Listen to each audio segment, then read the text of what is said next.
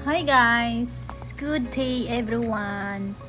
So for today's video, meron tayong maraming delivery na grips. Ito yung handle ng mga pamalo guys. So lagyan natin to ng mga price isa-isa. Check natin.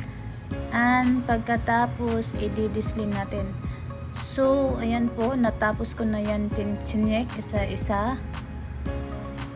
At pero hindi pa nalagyan yan ng mga price.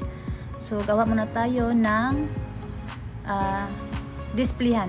Ito yung hook. Gawin natin straight. Nagagay ko dyan sa clamp para ma-straight.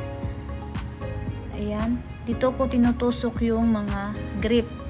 Displayhanan siya.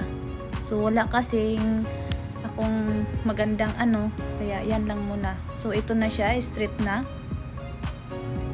Yan, ikabit na natin yung mga grip display. So ganito na yung mangyari niyan. Ganyan na siya guys. So ganyan yung pagka-display. Ayan na sila lahat. So diba, na-display ko na lahat-lahat. Kada isa sa isang design. Ayan na siya, display ko.